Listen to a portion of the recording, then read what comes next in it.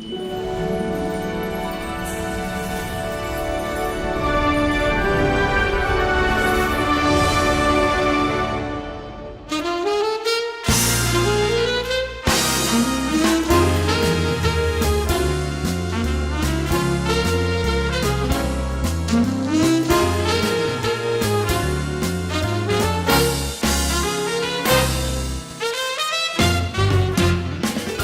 and a very warm welcome to the first programme in my new series of the Geraldine Jamieson Interview. And I'm really delighted to welcome the ever-popular singer, songwriter and guitarist who has certainly stood the test of time, Joan Armatrading. Well, I caught up with Joan prior to her performance at the Villa Marina last weekend, which was part of her current world tour. So in a few moments we'll hear how she's managed to sustain her undoubted popularity over 3 decades in the industry. But first, let's hear one of her biggest UK hit singles, Drop the Pilot. I'm right on target, my aim is straight. So you're in love, I say what of it? Things can change, there's always changes. I wanna try some rearranging. I say, drop the pilot, try my balloon. Drop the monkey, smell my perfume. Drop the mahou, I'm the easy rider. Don't use your army to fight a losing battle. Animal, mineral, physical, spiritual. I'm the one you need, I'm the one you need.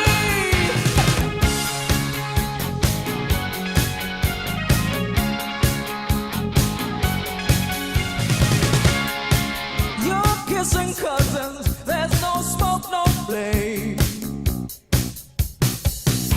If you lose that pilot, I can fly your plane. If you want solid ground, come on and try me. Or I can take you so high that you're never gonna wanna come down. I said, drop the pilot, try my balloon. Drop the monkey, smell my perfume. Drop the mahou, I'm the easy rider. Don't use your army to fight a losing battle. Animal, mineral, physical, spiritual. I'm the one you need, I'm the one you need. I said animal, mineral, physical, spiritual. I'm the one you need, I'm the one you need, I'm the one you need.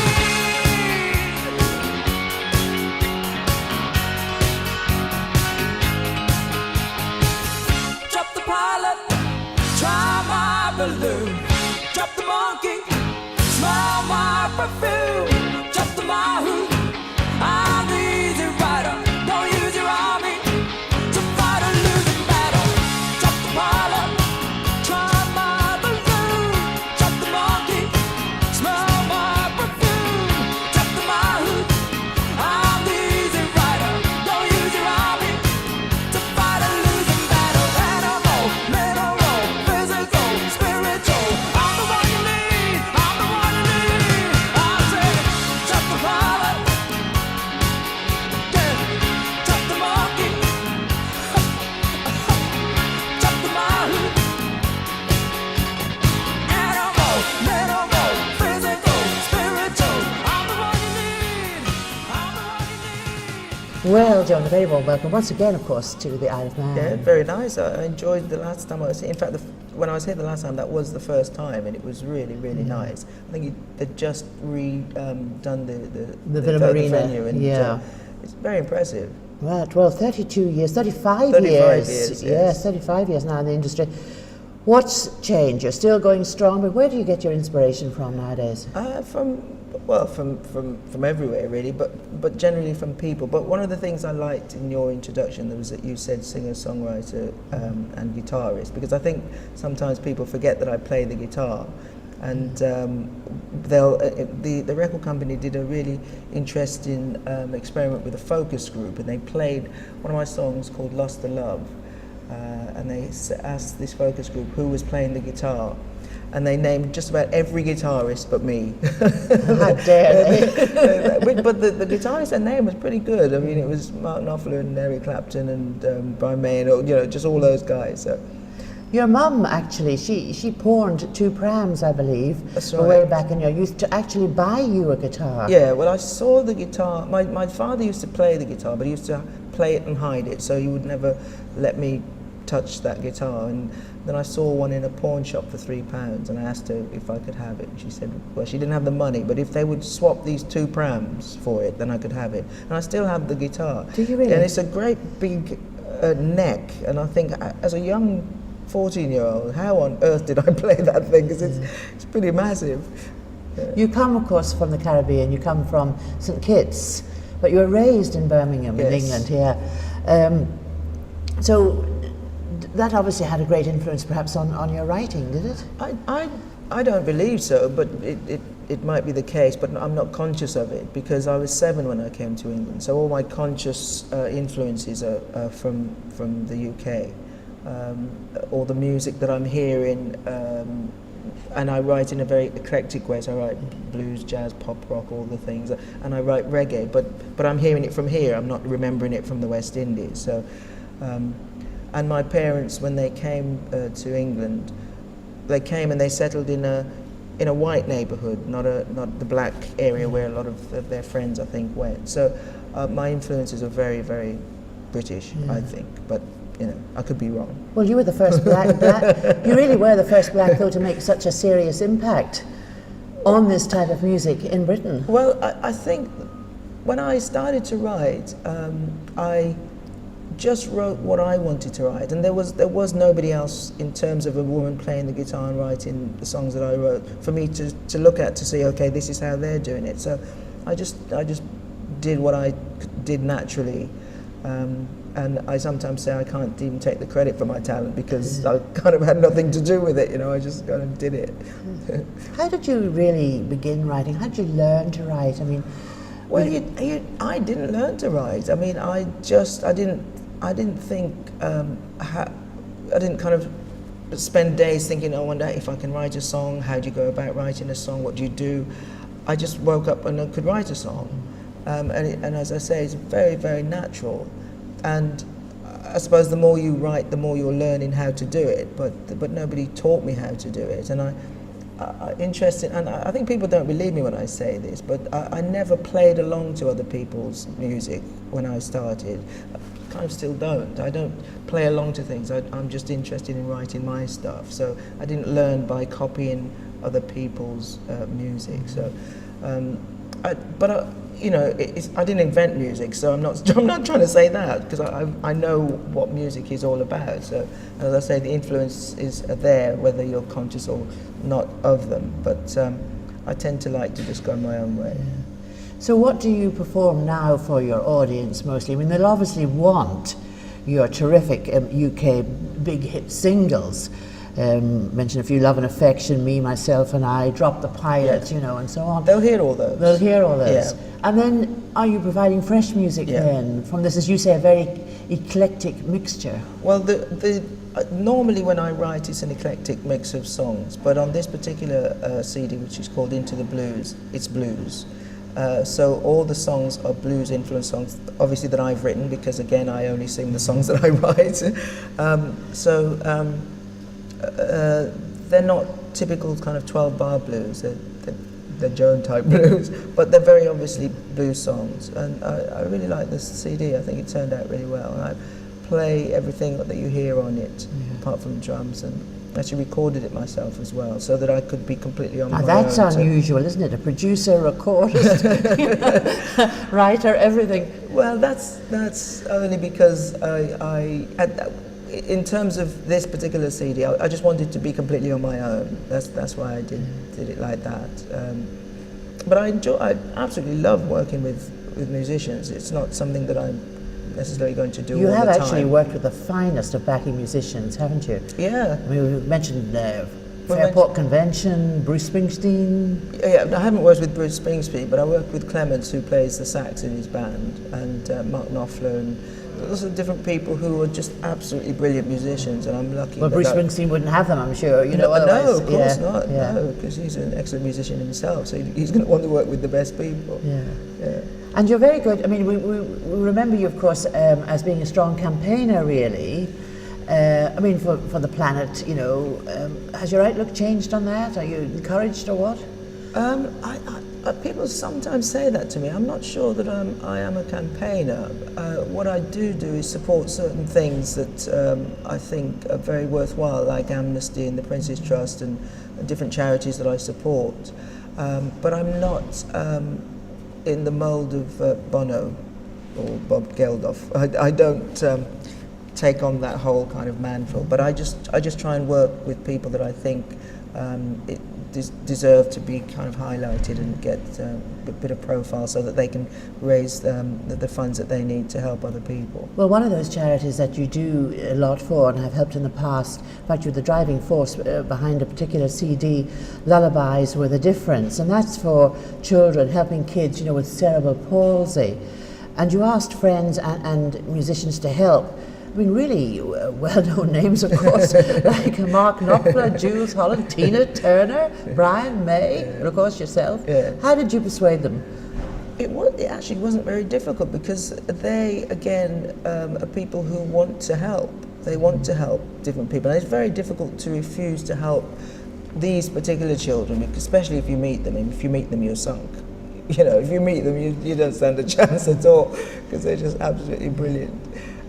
So you've definitely got to do it. And Tina was great because when she had concerts there, she would let them come to the concerts and say hello to her and stuff like that. So she was absolutely brilliant. And Brian May, all of them, because they're very generous, kind-hearted people, so they'd want to help. Well, I suppose a special highlight in your amazing career, really, which of course is nowhere near finished, hopefully, was when you played for Nelson Mandela. That was his 70th birthday, I think, was it? I've been lucky enough to meet Mr. Mandela on a number of occasions. So the first time, I didn't meet him on the first occasion that I played at the concert for his 70th birthday. But after that, I was on tour in South Africa, and I got a call to say, would I come and see him at his house? And I went up to his house, fully expecting that it was going to be like a whole big party of people, and it was just me and him. So that was great. Then I met him again, and then I was asked to write a tribute song for him, which I did, and he came to a private function. I was asked if I would play the song to him. He had heard it, but they wanted me to play it to him, and that was really special, because he thoroughly enjoyed it. I got a massive hug at the end of it, and I played it with a choir called the Kingdom Choir, who are, I think, one of the best choirs in Britain. So it was really nice. They're certainly occasion. very well known. Yeah, they're fantastic, absolutely fantastic. So Wembley Stadium in London, that was the big birthday do, wasn't it? That was the big birthday do, yeah. Does he keep in touch with you, a little Christmas card? No, we're not best mates or anything. I wouldn't presume. Nelson, people love you, 'cause your message is strong. So let's raise our voices, let's raise our voices, let's sing to the messenger, the message that you deliver told us how we should be. We should treat each other as we would be treated. Ooh, ooh, ooh. You are admired for your enviable strength, the forgiving heart you show to the world. You faced the demons of oppression with grace, freed a nation through unparalleled love. Now your celebratory mood has risen. Your name will live on in history. With many more, you fought for the freedom that's given like breath at the time of our birth. Yeah. Madiba, Madiba, Mandela.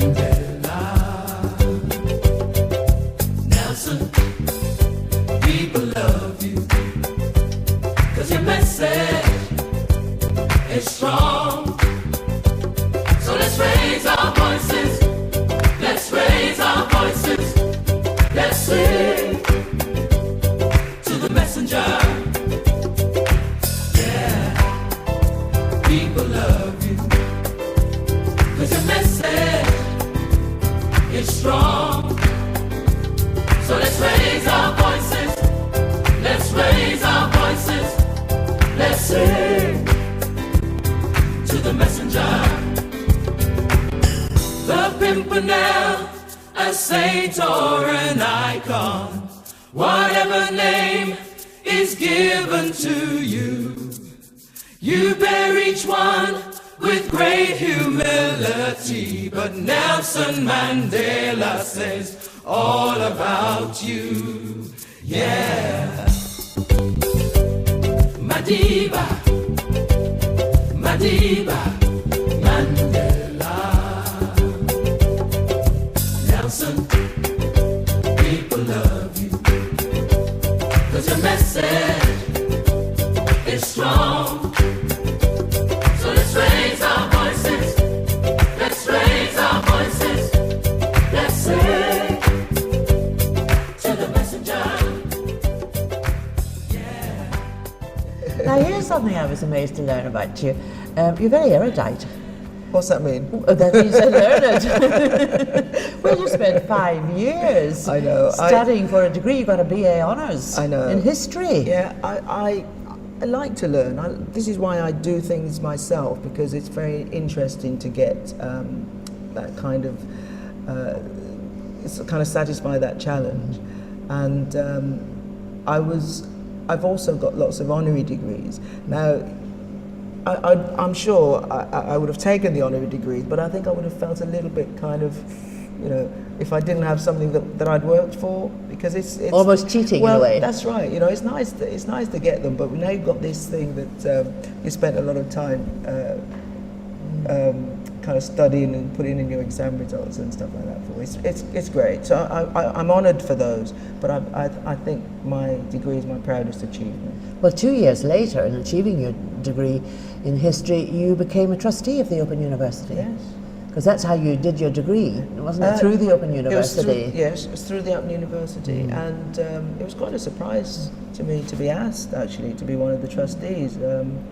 I think probably they'd heard me talk about it so much, because I always seem to be talking about how much I enjoyed learning. So I think I've been a trustee for about... History is a large subject. Yeah, I did history between the wars. But what was great, and they don't do that now, was when you did your foundation course, as they called it then, you were given five subjects that you had to do.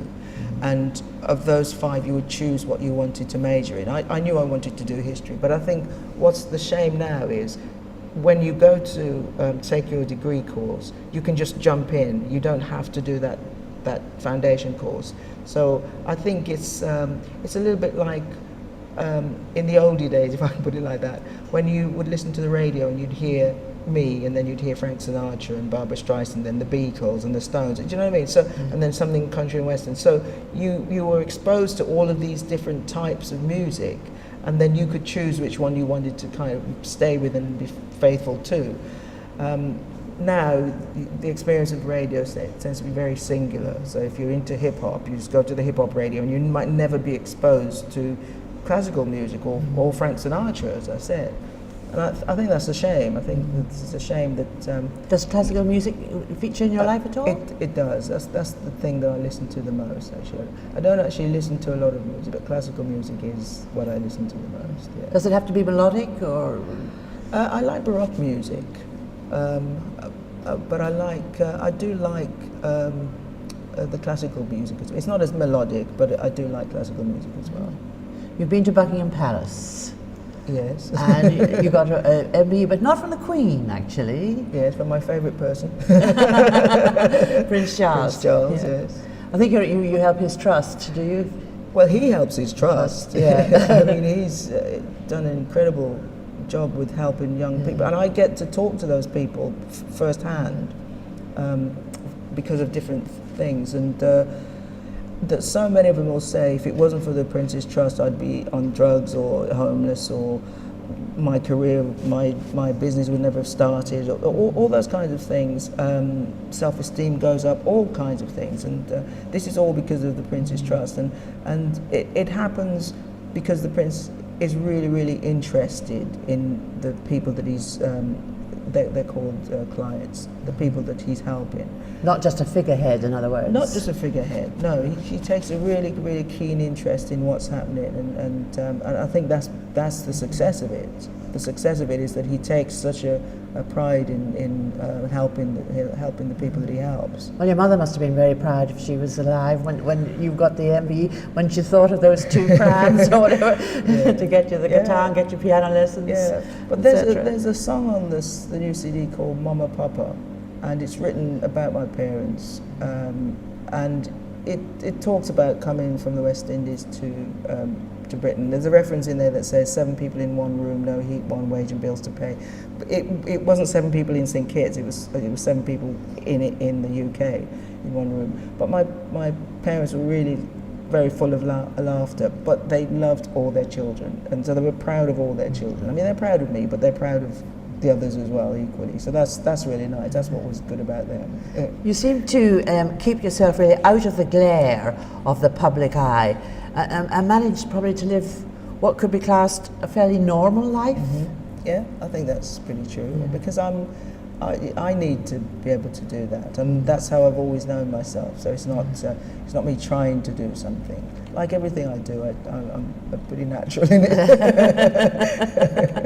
And what about the future for you? I mean, is there still music going to come out of you? Oh yeah, absolutely. Fresh music? Yeah, for sure. I think I won't stop writing until I'm dead. That's when it'll stop. Yeah. I don't know whether I'll be touring when I'm near death, but I should certainly be writing until there's no way of me being able to do it.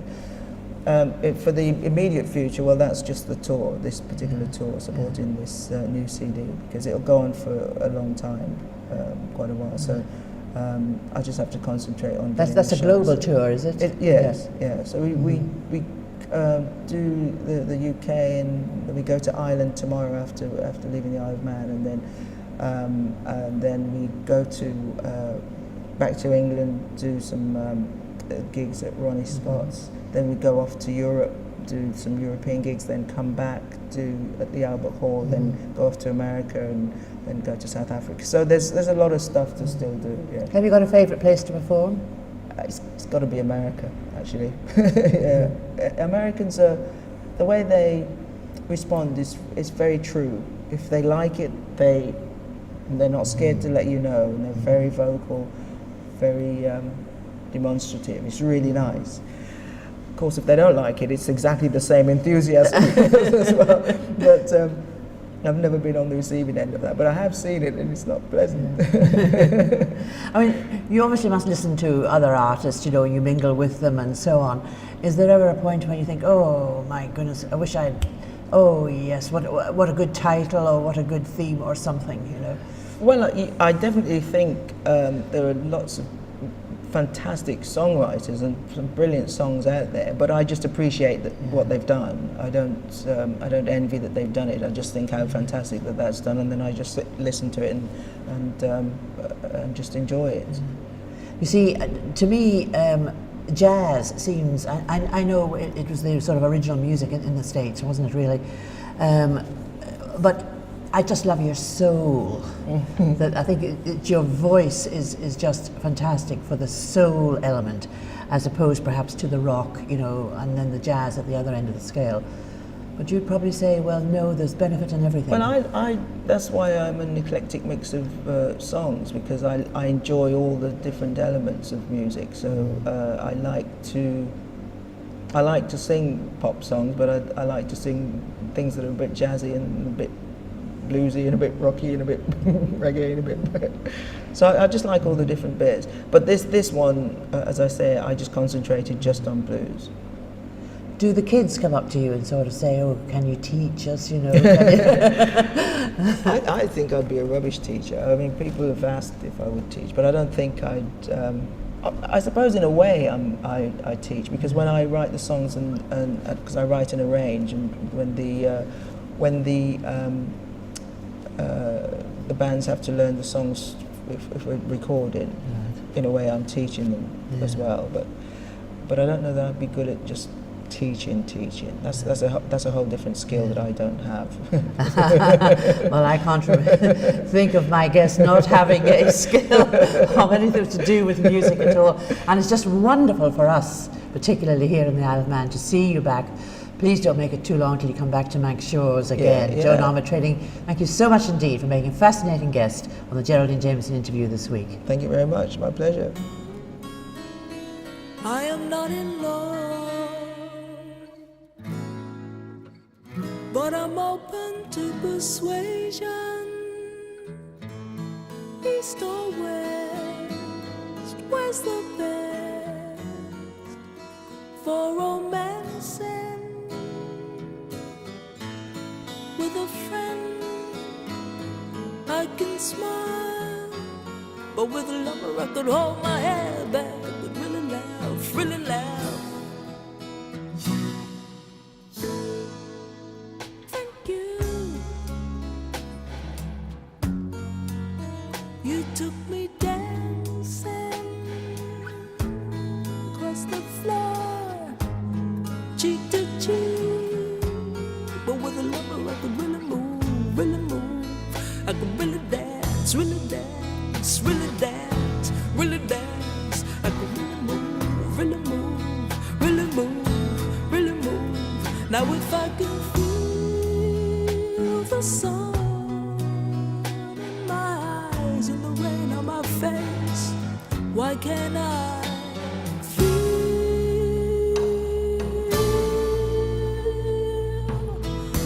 love? Really love, really love, really love, really love, really love, love, love, love, love, love, love, love, love. Now I got all the friends that I want. I may need more, but I should just stick to those that I have got. With friends I still feel so insecure. Little darling, I believe you can help me a lot. Just take my hand and lead me where you will. No conversation, no wait, good night. Just make love with affection. Sing me another love song, but this time with a little dedication. Sing it, sing it, sing it, sing it. You know that's what I like. Once more with the feeling. Give me love, give me love, give me love. Love.